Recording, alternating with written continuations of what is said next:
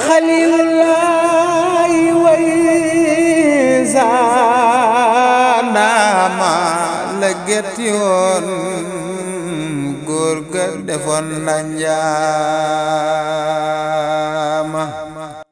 maam Thierno Ibrahima Mbacke ñu gën koo xam ci borom daaru mi ngi gane àddina atum 1865 fële ci Proxaan. waajuram bu góor di Mamor Anta Sali Mbacke, waajuram bu jigéen di soxna Fati Isa Diop, moo waral sax ñu koy dàkkantalee maam Thierno Fati. di rakki ci Cheikh Ahmadou Bamba Khadim Rassoul ngir ñoo bokk waajur wu góor di Mamor Anta Sali Mbacke.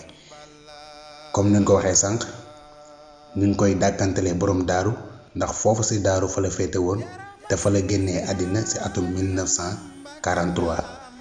maam Thierno Ibrahima Fati mi ngi gane àddina tombanteeg Cheikh Ahmadou Bamba di magam di kilifaam am fukki at ci Zahir. Mamor Anta Sali Mbacke di seen waajur wu góor jël maam Thierno Ibrahima Fati jox sëriñ bi na ko def naa ko muy sa bras droit, def naa ko muy sa rak, def naa ko muy sa taalibe, def naa ko muy sa lépp. loolu yokk ko tax ba Mamor Anta Sali génnee àddina Cheikh Ahmadou Bamba daal di wax ni man ci miraas mi nan ma jox alxuraan bi nga xamante ni moom la sama baay yoroon te bàyyi ko fi ak sama rakk ji di maam Thierno Ibrahim. Sëñ Musaa Ka taalif ko wax keroog miraas ma Bamba ne Thierno mooy sama wàll, bu ma ko amee rek doy na ma.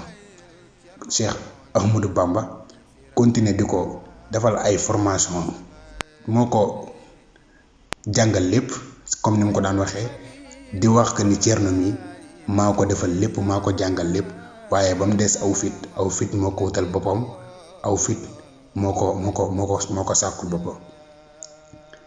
mu nekkoon nag maam Thierno Ibrahima Fati ambassadeuru Cheikh Ahmadou Bamba, nga xamante ni mission yu bari yu Cheikh Ahmadou Bamba daan dox Thierno Ibrahima Fati mi bokk na ci ñu ko jëmmal.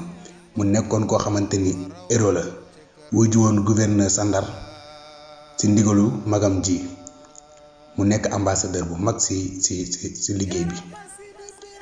ci wàllum exil bi nga xamante ni magam ju baax gi def na ko le 28 septembre 1895. Serigne Touba moo yëkkati ay doomam ku ci mel ni Serigne Modou Moustapha taawam ak Serigne Fallou Mbacke dénk leen seen baay Thierno ci kàddu yooyu nga xamante ni waxoon na ko te ñépp xam ko. mu jël seen loxo teg ci loxo maam Thierno Ibrahim daan ne dénk naa leen yàlla ak seen baay Thierno, nanu jàng nanu yaru, bu ci bañ ndaree manqué nanu yaru. nga xamante ni moo wéyale liggéey boobu nga xamante ni Serigne Touba amoon na ko ci Serigne Modou Moustapha ak Serigne Fallou Mbacke. mi ngi fondé Daaru Muxti ci atum 1912 ci ndigalul Serigne Touba Cheikh Ahmadou Bamba Khadim Rassoul. Daaru Muxti nag nekk dëkk boo xamante ni ma nga fee ci région bu Louga ci ci réewum Sénégal. Daaru Muxti digganteem ak Touba di 28 kilomètres. am Thierno Ibrahim sanc ko en 1912 ci ndigalu Cheikh Ahmadou Bamba Khadim Rassoul. dimension am ak l'islam nekkoon dimension bu extraordinaire, ndaxte ci wàllu liggéeyam sax moom maam Thierno Ibrahima Fati nekkoon na homme politique ci dimension islam, daan jëmmal islam, daan dox ci islam, bëggoon lool loo xamante ni lu incommensurable la, liggéey yoo xamante ni yu ama am solo la, ba digganteem ak tubaab yi, digganteem ak mbokki diine bi, digganteem ak ñépp ngir rafetaluk islam.